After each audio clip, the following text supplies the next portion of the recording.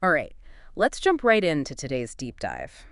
We're tackling a topic I know a lot of you are really invested in, injury prevention, especially for those who, like me, love to stay active. Absolutely. Nothing puts a damper on an active lifestyle like getting sidelined with aches and pains. Exactly. And we found some research about the difference between walking and running that really makes you think twice about how we treat our bodies when it comes to these activities. It's interesting, isn't it? We often think of walking and running as just slower and faster versions of the same movement. Right, like they're on a spectrum.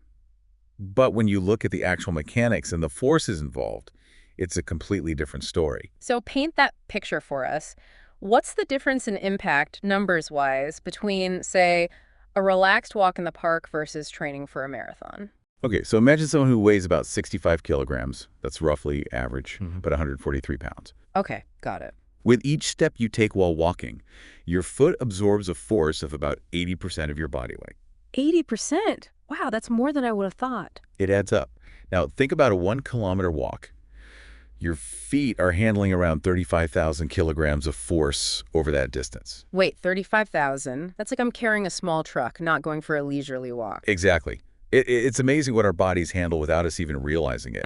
But it highlights how those forces, even small ones, accumulate over time. Now, if that same person decides to ditch the stroll and go for a run, that impact force per step jumps to a staggering 250% of their body weight. More than double. But we're using the same legs. What's going on there? It's all about time, really, and the mechanics of the movement. When you run, your foot is in contact with the ground for a much shorter period. We call this the stance phase. Okay, stance phase, got it. That shorter contact time means your body has less time to absorb the shock of each stride. So it's like jumping from a higher height with less time to slow down. So it's like my body's a spring that's being compressed way faster when I'm running. A great way to put it. And to complicate things further, running also involves faster angular velocities, meaning your joints are rotating more quickly, and any tiny imbalances in how your body moves. Yeah, those little quirks we all have. Exactly. Those tiny quirks can become major issues for runners. It's like driving a car at high speed. Even a slight misalignment in the tires can send you veering off course. So when do these small issues turn into actual pain? Tendinitis, for instance. It seems like every runner's worst nightmare. What's happening there? Tendinitis is essentially inflammation of a tendon, that tough cord connecting your muscles to your bones. It is often associated with runners, but it's incredibly common and can affect anyone. Right, I've heard tennis players complain about it, swimmers, even people who spend all day typing. Exactly. And the causes are varied too. Direct trauma, like a sudden impact, is one. Overuse is a huge factor, especially for athletes. Makes sense? And then you've got overpronation, where your foot rolls inward too much. Ah, the dreaded overpronation. We've all heard that term. And muscle imbalances. All of that can wreak havoc on tendons. So it's like this perfect storm of factors that can lead to tendinitis. You could say that. And where do we typically see it pop up? What are the hot spots? Oh, it can be almost anywhere. But common places are the Achilles tendon, the top of your foot, and pretty much any side of your knees and ankles. So basically, if you're using it, you can get tendinitis. Pretty much. Yeah. And interestingly, if you're feeling that pain on either side of your ankle, Yeah. that's often a sign of a problem with your foot mechanics, even if your foot itself isn't hurting. So ankle tendinitis could be a sign that something's off with how my foot moves, even if I don't feel pain directly in my foot. That's right. And that pain in your Achilles could be signaling muscle imbalances, incorrect training techniques, or those tricky foot mechanics again. It's all connected, right? It's amazing how one thing can throw off everything else. So what about when people try to push through tendinitis pain? Is that ever a good idea? Let me be very clear. Trying to run through tendinitis pain is a recipe for disaster. You're basically pouring gasoline on a fire. Okay, so no toughing it out if you're feeling that tendon talking back. Let's say we do end up with tendinitis. What's the usual game plan for treatment? Well, the first line of defense is always the Rice method. Rest, ice, compression, elevation. The trusty Rice method. But, and this is key, it's not enough to just treat the symptoms. We need to figure out the root cause. That's where a biomechanical assessment comes in. So we're not just treating the pain, we're figuring out what caused it in the first place. Exactly. This assessment helps identify any underlying stressors, any imbalances. And depending on what we find, custom orthotics might be recommended to help correct any biomechanical abnormalities. Like giving your feet the support they need to do their job right. Speaking of pain, let's shift to another common runner's woe. Shin splints. I mean, the name alone sounds painful. Oh, they are. They definitely earn their reputation. Imagine this sharp, almost stabbing pain along your shin bone, especially when running or even just after a run. Ugh, I can feel it just thinking about it. We're talking about two main types here, anterior and posterior shin splints. Okay, so what's the difference? It's all about location. Anterior shin splints, the more common type, are those muscles and tendons at the front of your shin bone.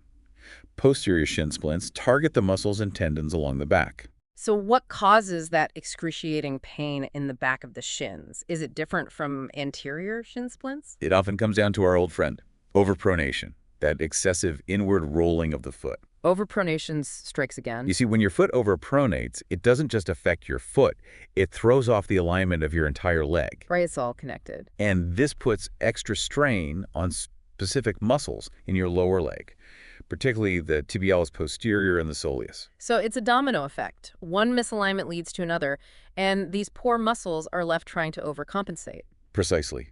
Over time, that constant overstretching and strain on the tendons equals inflammation and pain, which is the hallmark of posterior shin splints. So if overpronation is often the root cause, is the solution as simple as, say, more rice? Well, while rice can offer some temporary relief from the pain and inflammation, it's like putting a Band-Aid on a leaky faucet.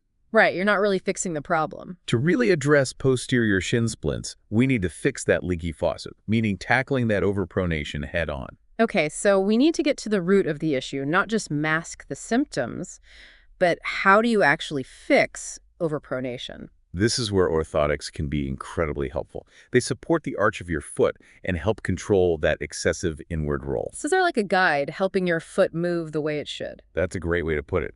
By controlling that motion, orthotics help redistribute the forces, reducing the strain on those overworked muscles in your lower leg, allowing them to heal properly. So it's about restoring balance, giving those muscles a fighting chance. It seems like with both tendinitis and shin splints, custom orthotics aren't just about treating the pain, they're about correcting the underlying problem. Exactly. Yeah. It highlights how important it is to understand how our bodies move and how seemingly small imbalances can have these ripple effects throughout the system. Now, let's move on to another painful foot condition that seems to plague everyone at some point. Plantar fasciitis, that sharp, stabbing pain in the heel, especially first thing in the morning. You've all been there. What's going on there? Yes, the dreaded first step of the day pain. Plantar fasciitis is basically inflammation of the plantar fascia, that thick band of tissue that runs along the bottom of your foot from your heel to your toes. And why is that morning pain so bad with plantar fasciitis? You'd think you'd get a break from it overnight. You'd think so, right? But here's the thing. While you sleep, your foot is usually pointed downwards, which actually shortens the plantar fascia. So when you take those first steps in the morning and that fascia is suddenly stretched, it's like snapping a rubber band. It causes that sharp pain in your heel. So it's like that band of tissue is like, hey, I'm not ready for this as soon as my foot hits the floor. You mentioned the pain might ease up as you move around, though. Why is that? That's what's interesting about plantar fasciitis. As you walk and move, the plantar fascia warms up and becomes more flexible, which can temporarily reduce the pain. Okay. But it often returns after long periods of standing or after exercise when the fascia is repeatedly stretched and strained. So it's not really gone, it's just hiding until I ask my feet to work again. Now, I've heard both high arches, also known as pes cavus, and overpronation can be culprits here. How does that work? Those seem like opposite problems. You're right. They are very different foot structures, but both can contribute to plantar fasciitis. Okay. With pes cavus, that high arch doesn't absorb shock as well, so it puts extra stress on the plantar fascia with each step. It's like trying to cushion a fall with a stiff board instead of a spring. Ouch. Yeah, I can see how that wouldn't feel great. On the other hand, overpronation causes the arch to collapse inward, which overstretches the plantar fascia over time. So it's like Goldilocks and the three bears of foot arches. It needs to be just right to avoid stressing that plantar fascia. Exactly. And that's why getting a proper diagnosis is crucial. You need to know what type of foot structure you're working with to determine the best course of treatment. Okay, so how can orthotics help with those different foot types? It seems like they'd need completely different approaches. That's the beauty of custom orthotics. They can be tailored to address the specific issue.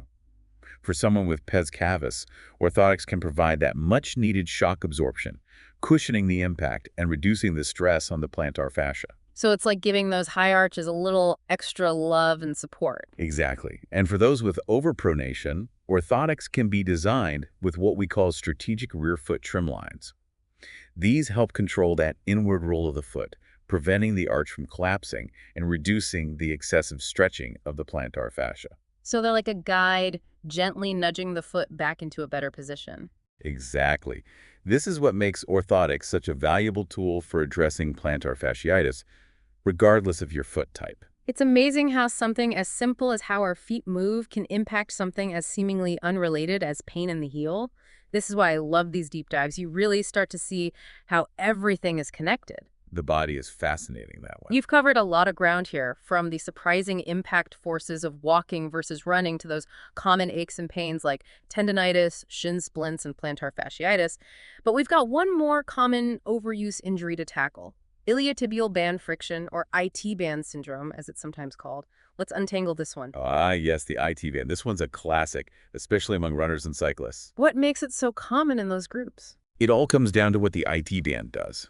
See, it's a thick band of tissue that runs along the outside of your thigh, from your hip all the way down to your knee. Okay. Its main job is to help stabilize your knee joint, especially during activities with repetitive bending and straightening, like running and cycling. So it's like our built-in support system? You could say that, but, and you knew there was a but coming, right? What is a but? When you repeatedly bend and straighten your knee, that IT band rubs against a bony prominence on the outside of your thigh bone. Ouch, I can imagine that wouldn't feel so great. It's not.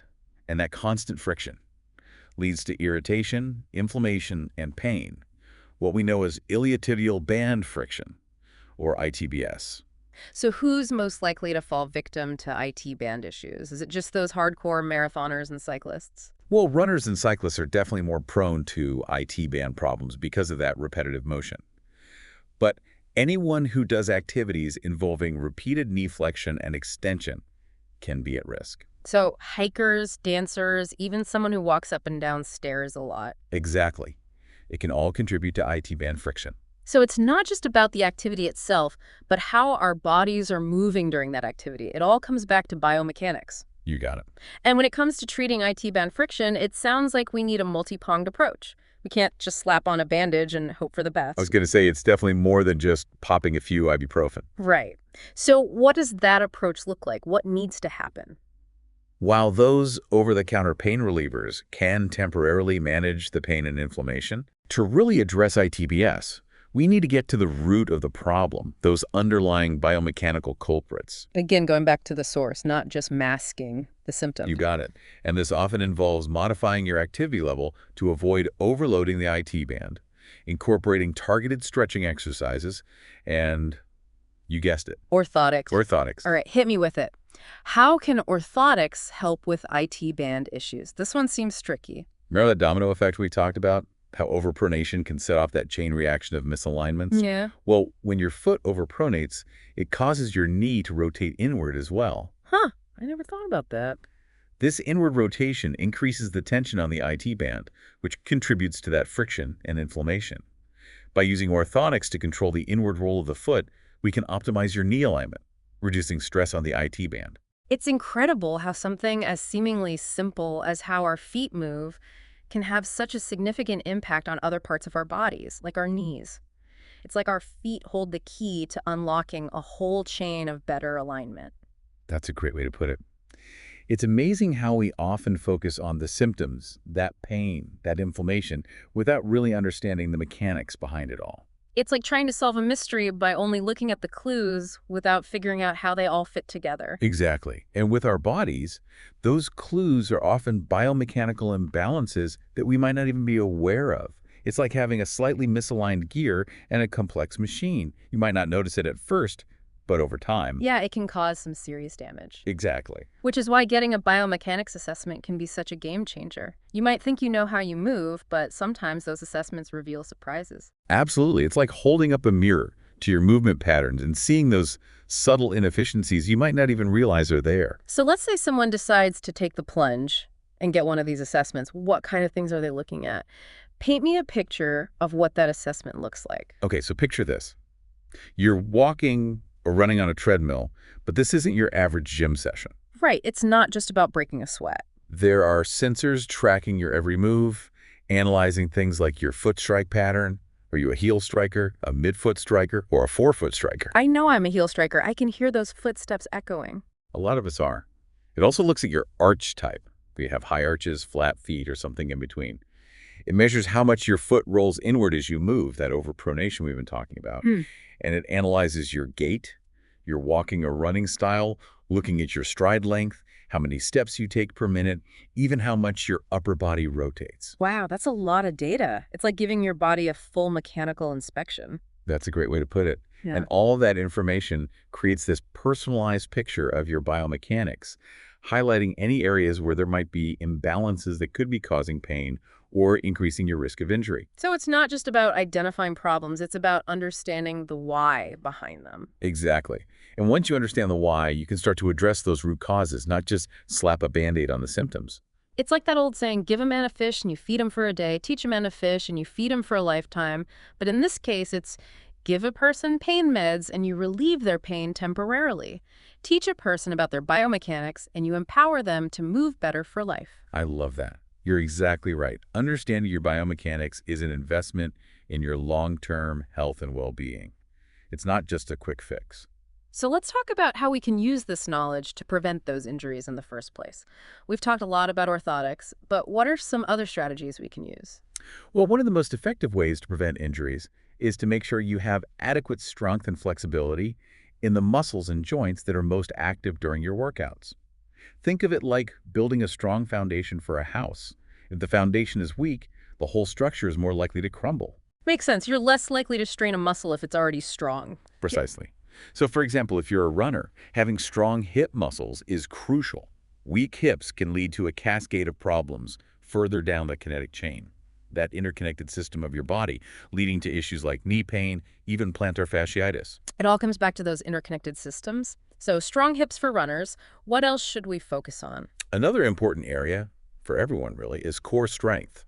A strong core is like having a built-in brace for your spine and pelvis, providing stability and helping you maintain proper form during any activity. So planks, crunches, all the good stuff. Absolutely. And just as important as strength is flexibility. Right, we can't forget about flexibility. Incorporating regular stretching or yoga into your routine can do wonders in keeping your body nimble and injury-free. So those stretches aren't just for show. Nope. When your muscles are flexible, they're like well-oiled hinges, able to move through their full range of motion without feeling stiff or restricted, which makes them much more resilient to those stresses and strains of exercise. So it's about giving your muscles a little extra give. Exactly. And it's not just about how far you can stretch, it's also about the quality of the movement. Interesting. So it's not just about touching your toes, it's about how you get there. Now, another key player in injury prevention is something we call proprioception. Proprio what now? That's a mouthful. I know it's a mouthful, but it's a good one. Basically, it's your body's awareness of where it is in space. It's what allows you to stand upright without toppling over, walk without staring at your feet, even know where your hand is without looking at it. So it's like our internal GPS system. It's exactly. But just like a GPS, it can be a little off sometimes, right? That's right, especially after an injury or if you haven't really been challenging it. Okay, so how do we improve our proprioception? Asking for a friend who may or may not have tripped over their own feet recently. The good news is proprioception is like a muscle. You can train it. You can. Yeah. These exercises often involve balance and coordination challenges. Okay, so give us some examples. What kind of exercises are we talking about? Think single leg stances, like standing on one leg while you brush your teeth or doing some calf raises while you're waiting for your coffee. You can try balance board exercises or even something as simple as walking heel to toe. Simple but effective. Exactly. These challenge your balance, which forces those proprioceptors to work harder. So it's about incorporating these little challenges into our daily lives. Exactly. And the more you challenge your proprioception, the better your body becomes at reacting to changes in terrain, recovering from stumbles, and maintaining your balance, which ultimately reduces your risk of injuries. I'm all for anything that can help me dodge those rogue sidewalk cracks. What else can we do to stay injury-free besides strength training, flexibility work, and proprioceptive exercises? Anything else we should be thinking about? Ah, yes. The bookends of every workout, warming up and cooling down. Essential, but I'll admit, often the first thing to go when I'm short on time. I know, it's tempting to skip them, but they play such a crucial role in preparing your body for and then recovering from exercise. A good warm-up gradually increases your heart rate, your blood flow, and your muscle temperature. It's like slowly easing into a cold pool instead of just jumping into the deep end. It's like setting the stage for a great performance. Exactly. And a proper cool down helps your body gradually return to a resting state. Okay, so it helps with that recovery process? It does. It reduces muscle soreness and promotes recovery. So it's about treating our bodies with care, not just pushing them to their limits and then forgetting about them. Precisely. It's all about finding that balance. And speaking of balance, we've covered a lot of ground here. We've delved into the world of biomechanics, explored the importance of strength, flexibility, and even our internal GPS system. We've also touched on those often overlooked but essential practices like warming up and cooling down. It's all about taking a holistic approach to injury prevention. It's been quite the journey, and we're not done yet. That's right. Our deep dive isn't over yet. We still have more to uncover, so stay tuned for part 3, where we'll continue exploring ways to optimize your movement and keep you moving pain-free for years to come. All right, so we've talked about strengthening our muscles, improving flexibility, even fine-tuning our internal GPS systems. But there's one more piece of the injury prevention puzzle we haven't talked about: footwear. It really is amazing how something as simple as what's on our feet can make or break our efforts to stay injury-free. It's true, we often take our shoes for granted, those trusty companions that carry us through our workouts and daily lives. But it sounds like they're more than just a fashion statement when it comes to keeping our bodies moving well. Absolutely. Hmm. Our shoes are our interface with the ground, that bridge between our bodies and all those forces of impact. Having the right shoes for our feet and the activities we're doing can make all the difference. Okay, so let's talk shoe shopping. When we're on the hunt for that perfect pair, what are the key things we need to consider? The first thing, and I can't stress this enough, is making sure your shoes fit properly. Okay, that makes sense. Fit is important. And I'm not just talking about length and width. It goes beyond that. We need to think about the overall volume and shape of the shoe in relation to our feet. So, not a one-size-fits-all situation. My feet definitely have opinions when it comes to shoes. Exactly. Our feet are all different, just like shoes are different. It's about finding a shoe that comfortably accommodates the contours of your foot, providing enough room for your toes to wiggle and your arches to be supported. So no more cramming my feet into those pointy-toed shoes just because they look cute. Not if you want happy feet. Remember those high arches and flat feet we talked about? Yep. They play a role in shoe selection too. People with high arches, those with less natural shock absorption, typically need a bit more cushioning and flexibility. And on the flip side, people with flatter feet often benefit from shoes that offer more stability and motion control. To prevent that overpronation we talked about. Exactly. So knowing your foot type is key to finding shoes that will work with you, not against you. Absolutely. Any other tips for finding the right shoe? Don't be afraid to ask for expert advice. A knowledgeable shoe salesperson or a podiatrist can assess your foot type and point you in the right direction. It's like having a personal stylist, but for your feet. Okay, we've talked about fit, we've talked about arch support. What about the overall design of the shoe? Anything else we should be aware of? Yeah, there are a few more things to keep in mind. One is the heel-to-toe drop, the difference in height between the heel and the toe. Okay. A higher heel-to-toe drop puts more stress on your Achilles tendon and calves, while a lower drop promotes a more natural foot strike. So if you're prone to Achilles issues, a lower drop might be better. Exactly. Another factor is the shoe's flexibility. A more flexible shoe allows for more natural foot motion, which can be good for running and walking. Okay. A stiffer shoe provides more support, which might be better for sports with a lot of lateral movements, like tennis. So choosing the right tool for the job. You wouldn't use a screwdriver to hammer in a nail. Exactly. And lastly, don't forget about your shoe's lifespan. Over time, those materials break down. This can increase your risk of injury even if they still look fine. So how often should we replace our workout shoes? It depends, but a good rule of thumb is every 300 to 500 miles or every 6 months to a year, whichever comes first. Noted. I'll be checking the odometer on my sneakers after this. So finding the right footwear, it's like finding a good dance partner. It should fit well, support your moves, and be comfortable every step of the way. We've covered so much in this deep dive into injury prevention, from the mechanics of our bodies to the importance of building strength and flexibility. We even talked about training our internal GPS, and of course, those essential practices like warming up, cooling down, and finding the right shoes. Remember, listening to your body is key. If something doesn't feel right, don't hesitate to reach out to a healthcare professional. Until next time, happy moving.